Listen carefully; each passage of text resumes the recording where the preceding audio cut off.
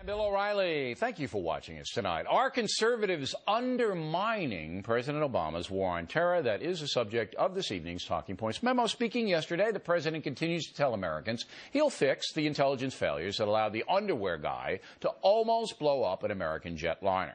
But the president also appealed for a united front against terrorism. Instead of giving in to cynicism and division, let's move forward with the confidence and optimism and unity that defines us as a people.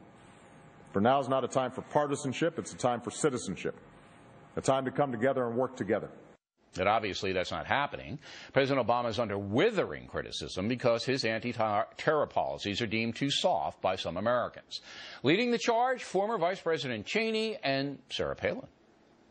What I see happening here is the Obama administration is now going back to that old pre-9/11 concept. You would think that our successors would be going to the intelligence community saying, how did you do it? What were the keys to preventing another attack?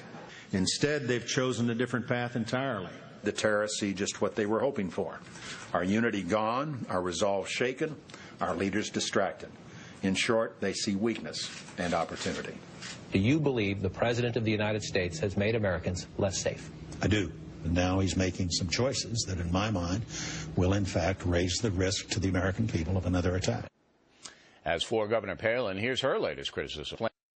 Guantanamo, begin treating terrorists as wartime enemies, not suspects alleged to have committed crimes, and recognize that the real nature of the terrorist threat requires a commander-in-chief, not a constitutional law professor, unquote.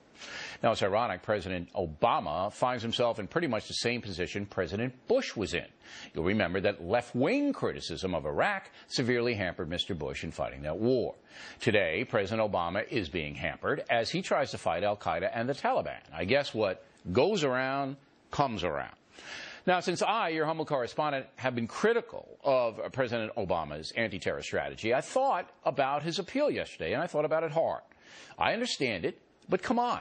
Trying Khalid Sheikh Mohammed and the underwear guy in civilian court is one of the worst political decisions I've ever seen. I can't remain silent on that. Also, we need coerced interrogation to fight terror. Talking about a plea bargain for this Nigerian loon so we can get information is insane.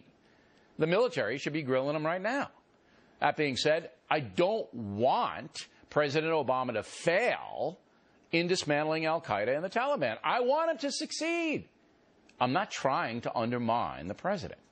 But if Mr. Obama could explain to me how a $100 million civilian trial in New York City for Khalid Sheikh Mohammed is better than an inexpensive and efficient military trial, I'm willing to listen. Same thing with a plea bargain for the Nigerian loon. But no one has been able to put forth anything other than ideological arguments to support the civilian trial deal. In life or death situations, ladies and gentlemen, that is simply not good enough. And that's a memo. Now,